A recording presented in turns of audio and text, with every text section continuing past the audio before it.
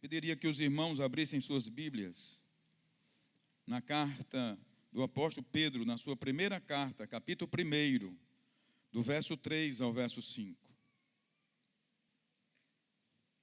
Bendito seja o Deus e Pai de nosso Senhor Jesus Cristo.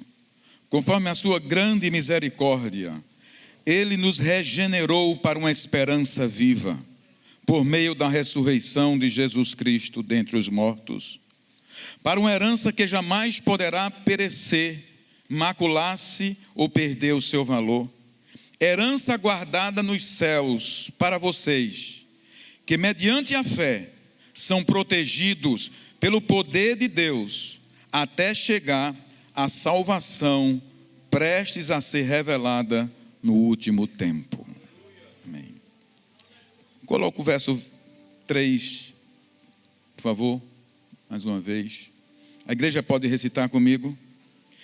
Bendito seja o Deus e Pai de nosso Senhor Jesus Cristo. Conforme a sua grande misericórdia, Ele nos regenerou para uma viva esperança. Diga, Ele me regenerou para uma viva esperança. Hoje é culto de ceia. A ceia do Senhor é como um símbolo da nuvem que pairava sobre o povo de Israel na sua caminhada no deserto. Quando a nuvem se levantava, lembrava aquele povo que o deserto era um lugar de passagem, pois eles tinham uma herança a possuir.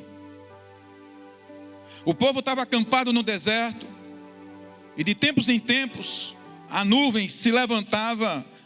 Todos nós sabemos que era a nuvem da presença do Senhor. De noite era uma coluna de fogo, e de dia era uma nuvem que dava sombra àquele povo. Mas ela não só dava sombra, ela se levantava para dizer que estava na hora de continuar a marcha, continuar a caminhada. Aquela nuvem, toda vez que se levantava, sem que os israelitas percebessem, ela estava dizendo aos israelitas que eles estavam ali de passagem, que o deserto não era o lugar definitivo deles, pois eles tinham uma herança a possuir.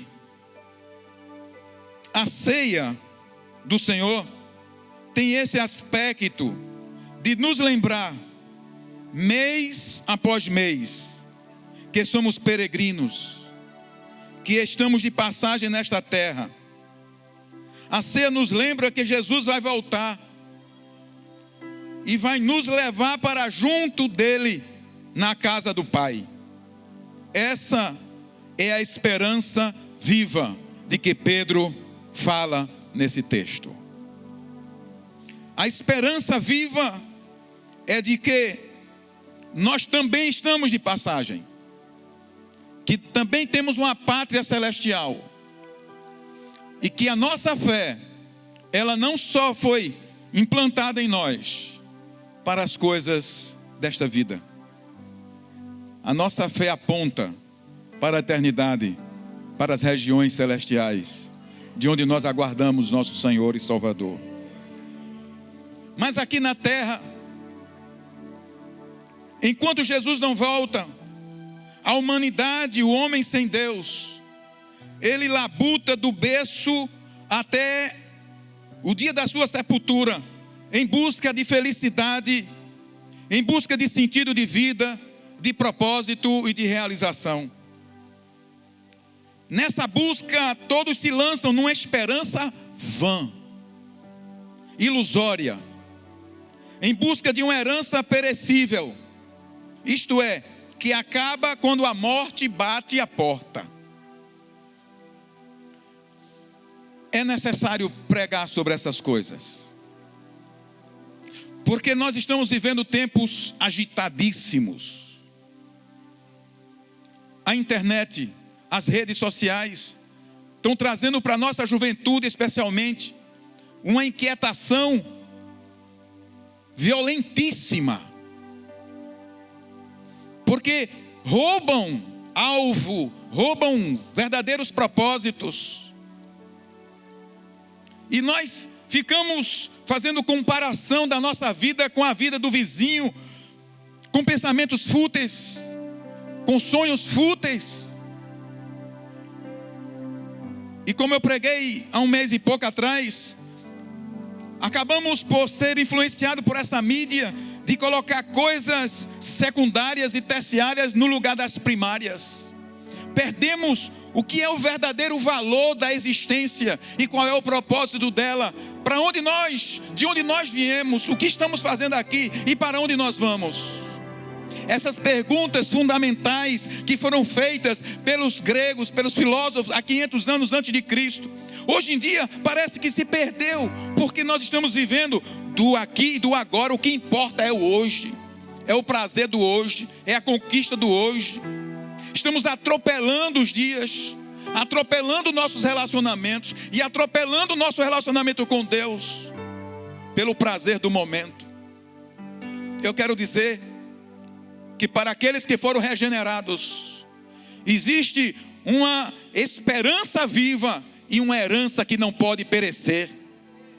E não só teremos quando Jesus voltar, porque nós poderemos ir a qualquer momento. Há 8 dias, eu esqueço o nome do pastor, o pastor colocou no WhatsApp aqui da cidade, falando sobre problema do coração dos pastores, que é preciso cuidar do coração dos pastores, que muitos pastores estão adoecendo e tendo infarto. No outro dia, ele partiu para a glória. Na terça-feira, um líder de 26 anos, supervisor de célula, diácono da PIB de Valentina, de repente, partiu para o Senhor. Feliz essas pessoas que partem com a esperança viva e uma herança que não pode perecer. Nós não queremos falar desses assuntos, eles não nos interessam, mas eu quero dizer que o apóstolo Pedro está escrevendo essa carta para chamar a atenção da igreja, dizendo: vocês foram regenerados, foram criados de novo, recriados para algo muito além do que esses projetos pessoais que você tem.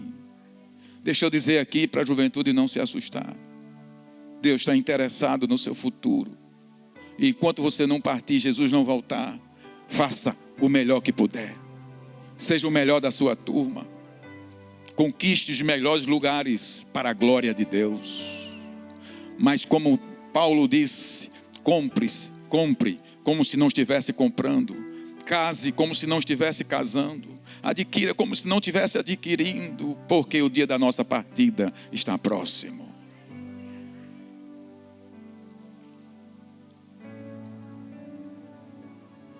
Na parábola do homem rico e insensato, capítulo 12 de Lucas, Jesus adverte sobre a futilidade dessa esperança terrena.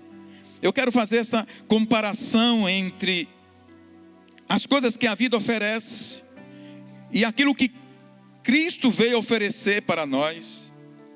O que Cristo veio oferecer para nós, querida igreja, é muito superior do que nós podemos imaginar ou pensar. No capítulo 12 de Lucas, verso 13, Jesus vai contar uma parábola que é conhecida como a parábola do rico insensato. Olha só, se você abrir a Bíblia, vai encontrar lá um subtítulo para essa passagem. É a parábola do rico insensato. E ele diz assim: alguém da multidão lhe disse: mestre, diz a meu irmão que divida a herança comigo. Respondeu Jesus: homem, quem me designou juiz ou árbitro entre vocês? Então lhes disse: cuidado, fique de sobreaviso contra todo tipo de ganância. A vida de um homem não consiste na quantidade dos seus bens. Você pode repetir essa frase comigo? A vida de um homem não consiste na quantidade de seus bens. Então lhes contou esta parábola: a terra de certo homem rico produziu muito. Ele pensou consigo mesmo: o que vou fazer? Não tenho onde armazenar a minha colheita. Enriqueci, conquistei. Então disse a si mesmo: já sei o que vou fazer. Vou derrubar os meus celeiros, construir outros maiores, e ali guardarei toda a minha safra e todos os meus bens. E direi a mim mesmo: você tem grande quantidade de bens armazenados para muitos anos. Descanse, coma, beba e alegre-se. Contudo, Deus lhe disse: insensato, esta mesma noite a sua vida lhe será exigida. Então, quem ficará com o que você preparou? Assim acontece com quem guarda para si riquezas, mas não é rico para com Deus. Em outra passagem, de que adianta o homem ganhar o mundo inteiro e perder a sua alma? A felicidade e o sentido da vida encontra-se em um fundamento mais sólido e duradouro do que o mero sucesso material. O fundamento para a verdadeira felicidade está em Deus, nosso Criador. Como disse Paulo, falando para os filósofos atenienses lá da Grécia: porque viemos dele, vivemos para ele, somos feitura dele. Sem ele não encontramos razão para viver. O fundamento para a verdadeira felicidade está em Deus, nosso Criador. Está no encontro com Cristo, que gera em nós o novo nascimento. Nesse encontro somos regenerados, recriados.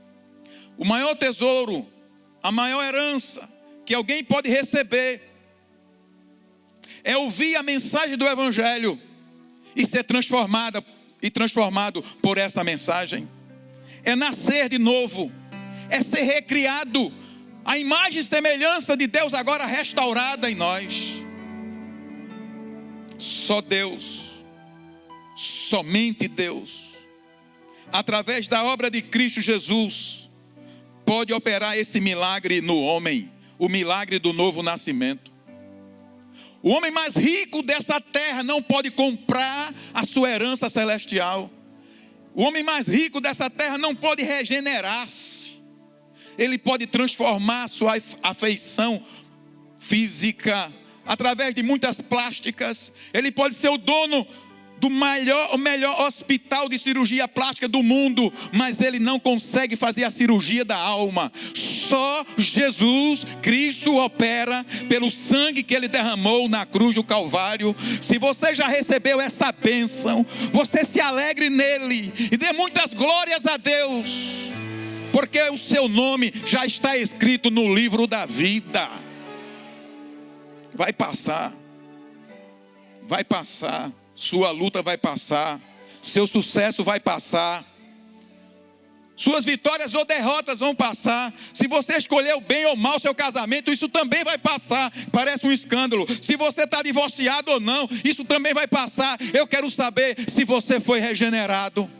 Porque se você foi regenerado, você tem uma esperança viva e uma herança imaculada.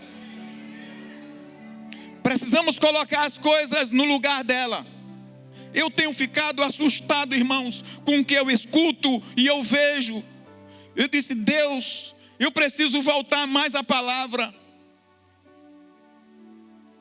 Eu preciso me apegar mais à palavra.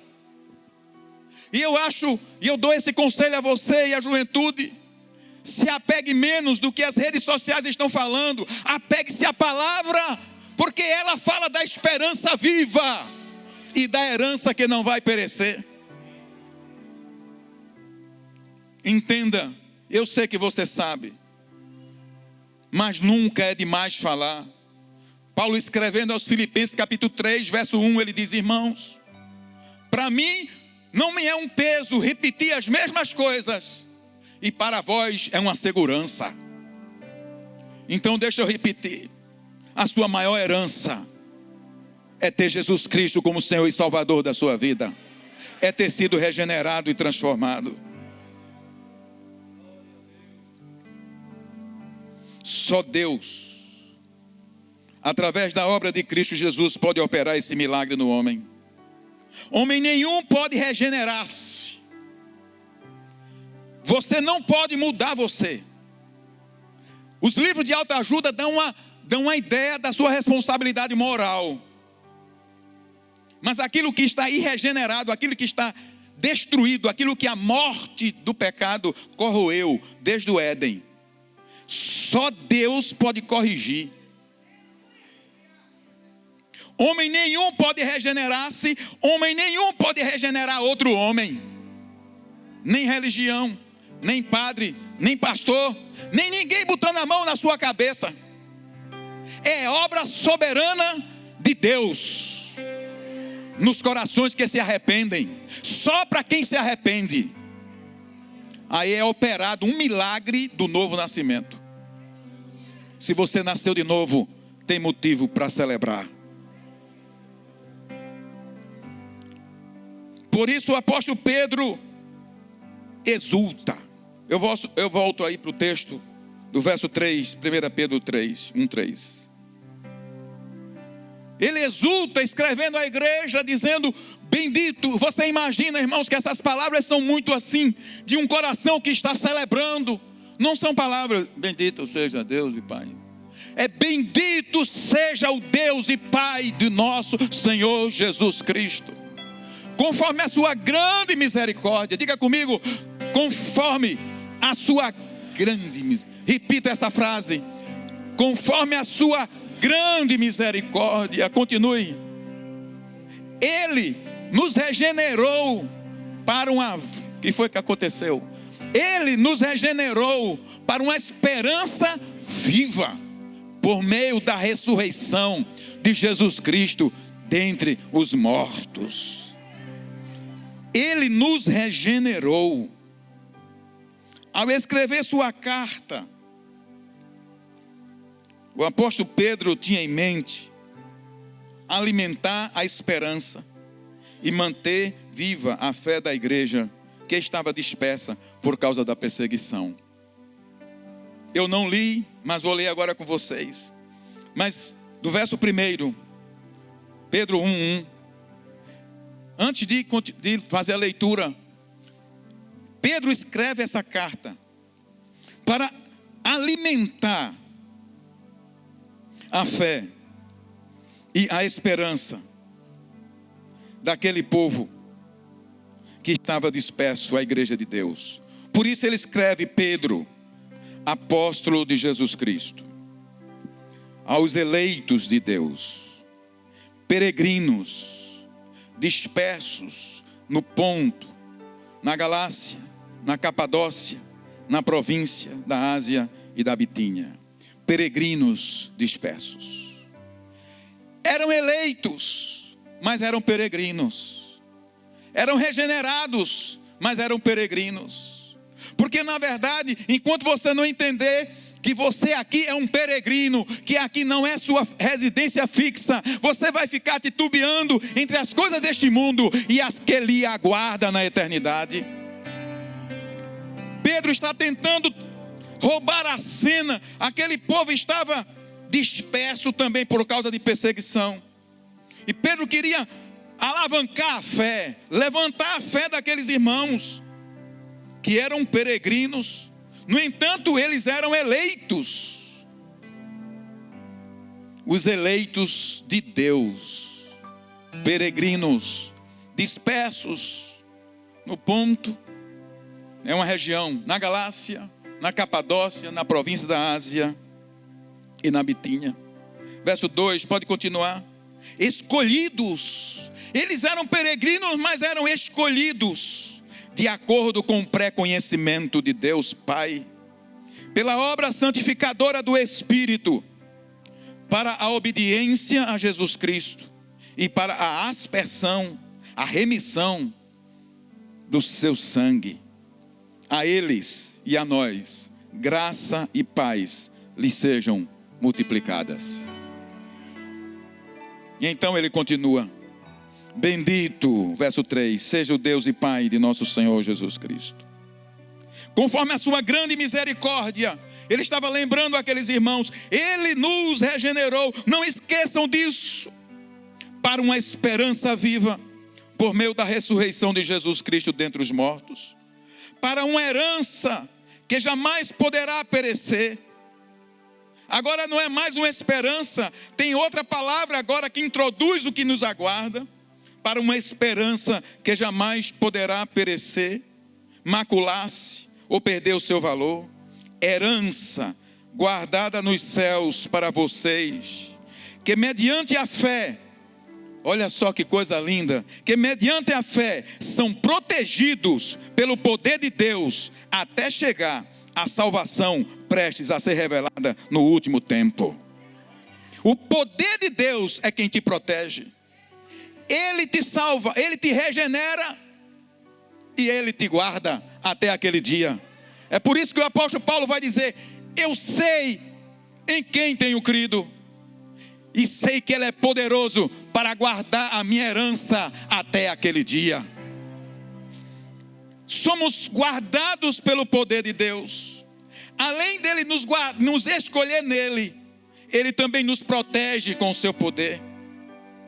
E ele continua, verso 6, nisso, você pode ler comigo o verso 6, toda a igreja? Nisso vocês exultam, ainda que agora, por um pouco de tempo, devam ser entristecidos por todo tipo de provação. Mas nisso vocês exultam. Vocês não exultam porque passaram no concurso.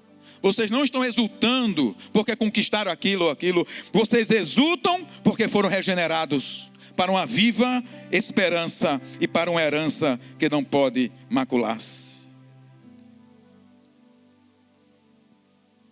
Mesmo que por um pouco de tempo vocês devam ser entristecidos por todo tipo de provação, assim acontece para que fique comprovado que a fé que vocês têm, muito mais valiosa do que o ouro que perece, mesmo que refinado pelo fogo, a fé que você tem é genuína e resultará em louvor, glória e honra quando Jesus Cristo for revelado.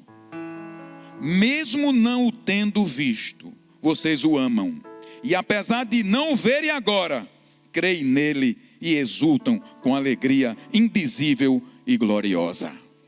Aleluia, glória a Deus.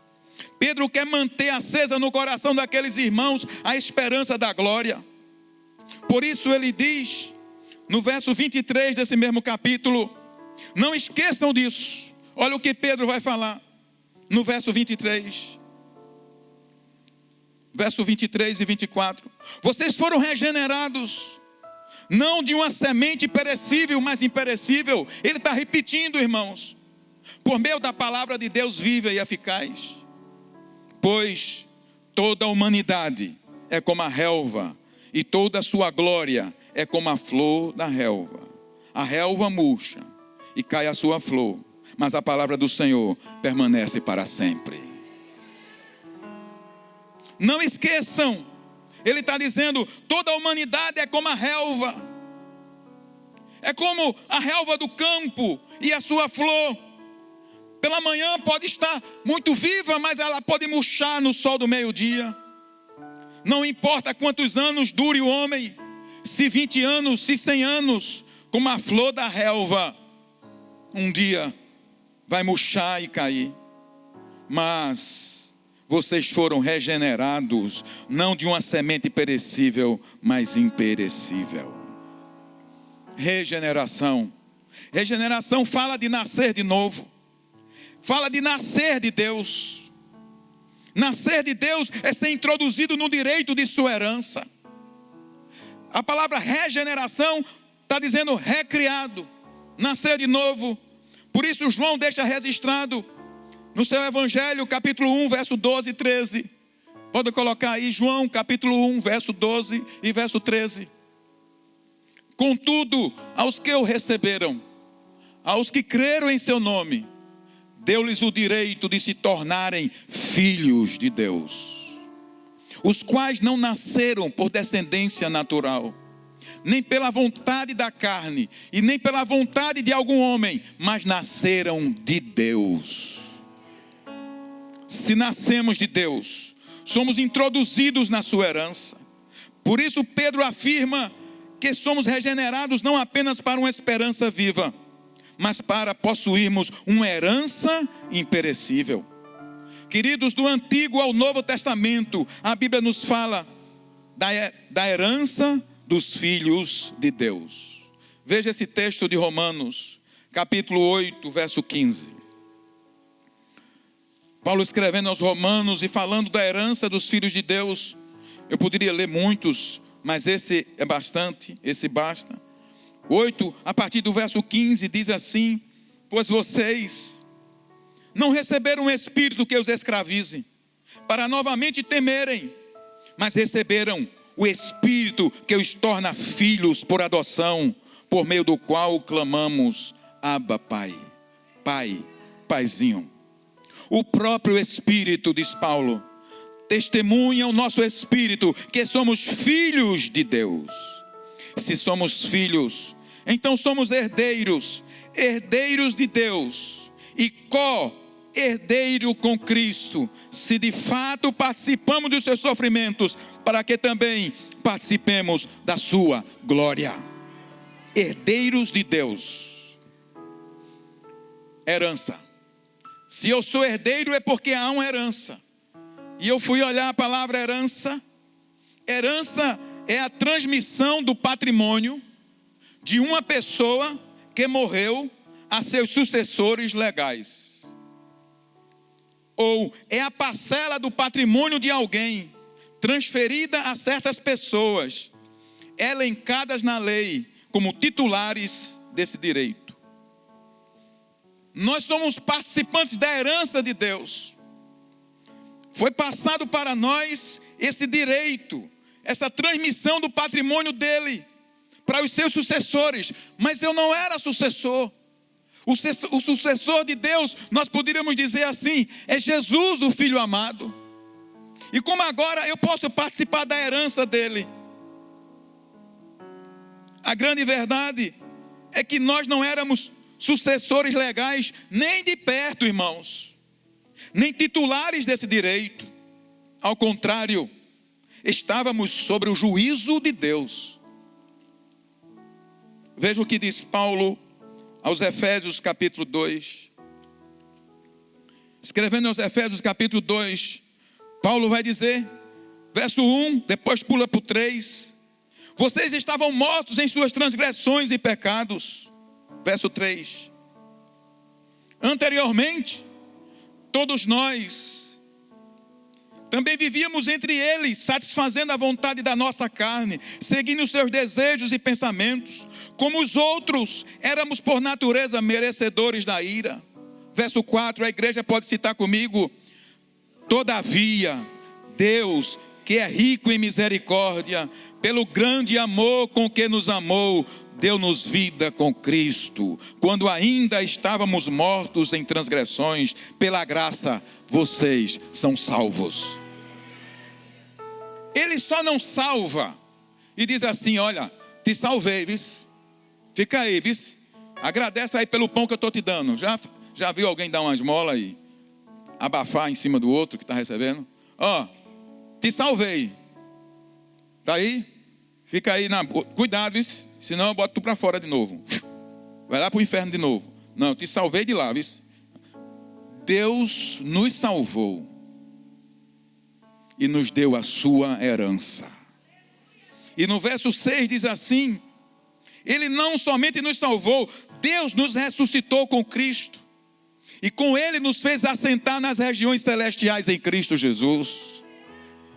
Ele não só salvou, Ele nos botou na mesma posição do Filho. Por isso Paulo vai dizer, somos herdeiros de Deus. E co é igualmente herdeiro com Cristo das riquezas de Deus.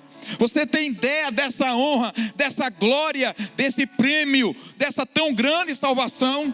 Deus lhe fez filho e filha. E Ele não tem prediletos, somos todos nivelados pela sua graça. Verso 19 diz: portanto, vocês já não são estrangeiros nem forasteiros, mas concidadãos dos santos e membros da família de Deus. Diga: eu sou um filho, eu sou membro da família de Deus. E a herança que você tem é muito grande, irmãos. Paulo, escrevendo em 1 Coríntios capítulo 2, verso 9, ele diz: olho nenhum viu, ouvido nenhum ouviu, mente nenhuma imaginou o que Deus preparou para aqueles que o amam. Essa é a nossa herança. O louvor pode se aproximar. A herança que nos aguarda é indizível. Diga comigo: a herança que nos aguarda é indizível. Você não consegue compreender com a sua mente. Você pega uma aeronave e de repente você vê o dia amanhecendo lá de cima. E você vê a glória que se estende sobre essa terra. E o salmista vai dizer que os céus manifestam a glória de Deus. E o firmamento anuncia as obras das suas mãos. Mas tudo que os seus olhos conseguirem ver, não se compara com o que está reservado para você. O que o olho não viu. O que qualquer compositor, livro, poeta tentou descrever. Nem a Bíblia, na linguagem humana, consegue fazer com que compreendamos a grandeza da glória que nos aguarda. Olho nenhum viu, ouvido nenhum ouviu, mente nenhuma imaginou o que Deus preparou para aqueles que o amam. A herança que nos aguarda é indizível, não se descreve. A mente humana não pode descrevê-la. Porém, sabemos pela palavra que é uma herança gloriosa e infinitamente superior às bênçãos que desfrutamos aqui. O livro de Apocalipse as descreve figuradamente.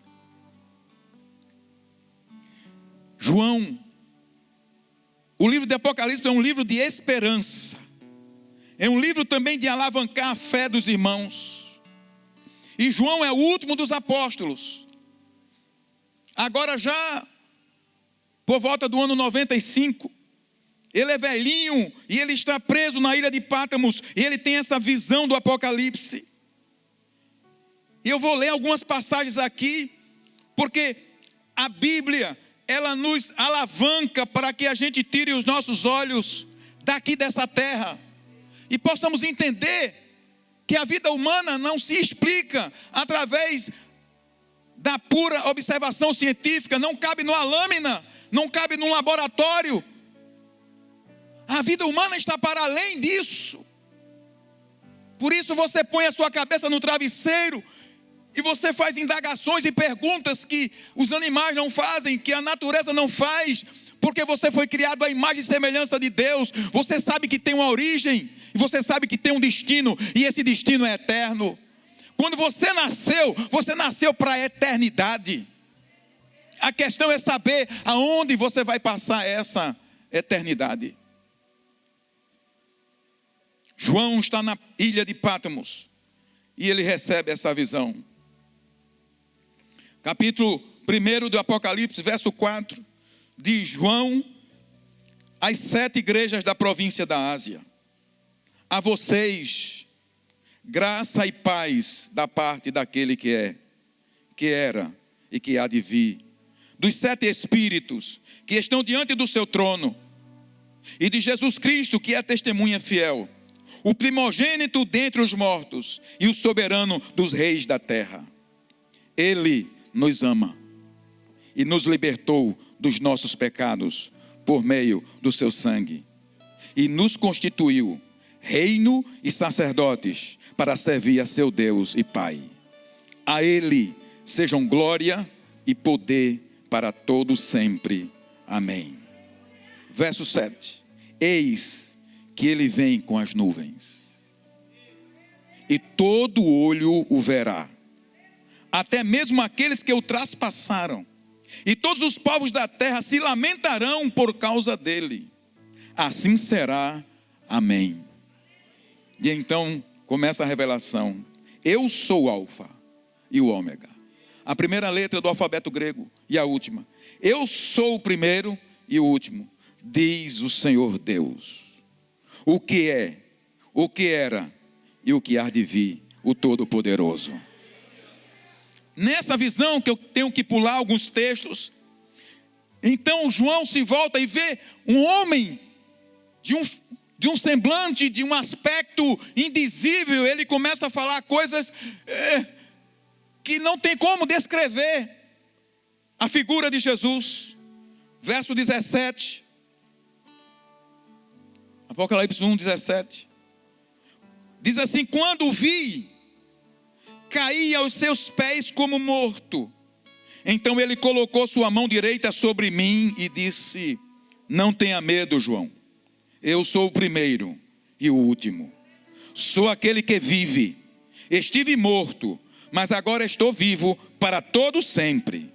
E tenho as chaves da morte e do Hades. Verso 19. Escreva para a igreja de Intermares, pois as coisas que você viu, tanto as presentes como as que acontecerão. Aí ele descreve o livro de Apocalipse.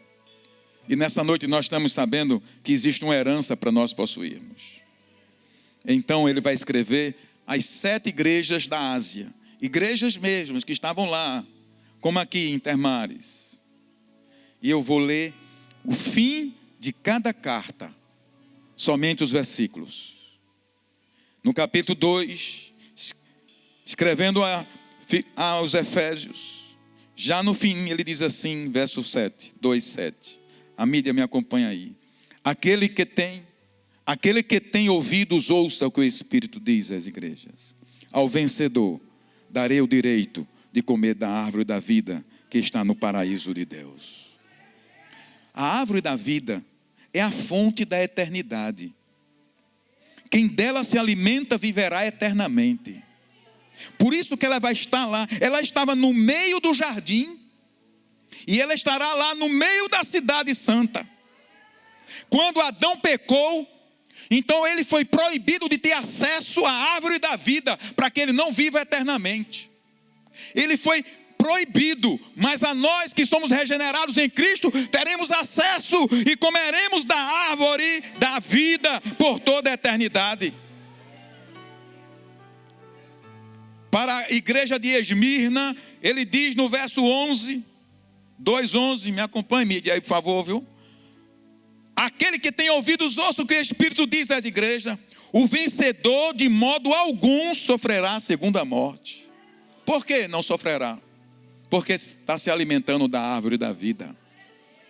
A segunda morte é aqueles que viverão separados eternamente de Deus. Para a igreja de Pérgamo, no capítulo 2, para a igreja de Esmirna, é que eu não coloquei, Esmirna, de Pérgamo 2:17, ele diz assim: aquele que tem ouvidos, ouça o que o Espírito diz às igrejas. Ao vencedor darei do maná escondido, também lhe darei uma pedra branca com um novo nome nela escrito, conhecido apenas por aquele que a recebe. Tem uma pedrinha, é um segredo entre você e o seu pai. Você comerá do maná escondido, não é o maná do deserto, mas entenda, aquele maná do deserto já prefigurava, era um símbolo de um maná na eternidade que nunca vai cessar. Só que esse é escondido, é um tesouro para os filhos de Deus, para aqueles que foram regenerados, que receberam Jesus como Senhor e Salvador. Ele comerá do maná escondido. Glória a Deus, aleluia. também lhe darei, estou repetindo, uma pedra branca com um novo nome nela inscrito, conhecido apenas por aqueles que o recebem. Para a igreja de Tiatira, no capítulo 2, verso 28, ele diz assim: eu lhe darei a mesma autoridade que recebi de meu Pai. Também lhe darei a estrela da manhã. Quem tem ouvidos, ouça o que o Espírito diz à igreja.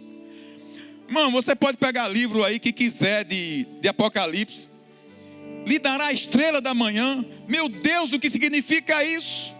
Eu quero dizer que estrela fala de esperança, estrela fala de glória, estrela fala de herança. Que a tua estrela brilhe, diz alguém. Eu quero dizer, Ele nos dará a estrela da manhã.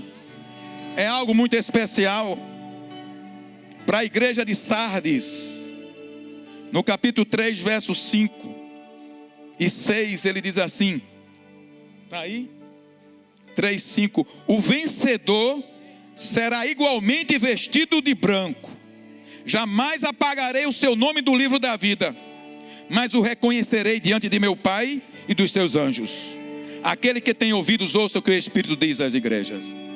Você pode ficar de pé, porque tem mais um aí.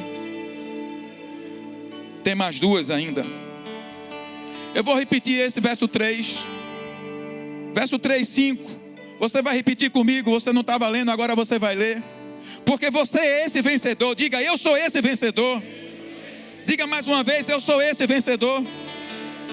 Então leia comigo. 2, 3. O vencedor será igualmente vestido de branco. Jamais apagarei o seu nome do livro da vida, mas o reconhecerei diante do meu Pai e o de seus anjos. Aquele que tem ouvidos, ouça o que o Espírito diz às igrejas. Para a igreja de Filadélfia, capítulo 3, verso 11. Do 11 ao 13. Você lê comigo, todos juntos? Venho em breve, retenha o que você tem, para que ninguém tome a sua coroa. Farei do vencedor uma coluna no santuário do meu Deus, e dali ele jamais sairá. Escreverei nele o nome do meu Deus e o nome da cidade do meu Deus, a nova Jerusalém, que desce dos céus, da parte de Deus, e também escreverei nele o meu novo nome. Aleluia! Aquele que tem ouvidos, ouça o que o Espírito diz na igreja. A última promessa para a igreja, a carta a Filadélfia, capítulo 3, verso 21. Toda a igreja, 22, 24. Ao vencedor darei o direito de sentar-se comigo em meu trono, assim como eu também venci e sentei-me com meu Pai em seu trono. Você pode aplaudir o Senhor? Aleluia. Por isso você deve desejar que Ele volte.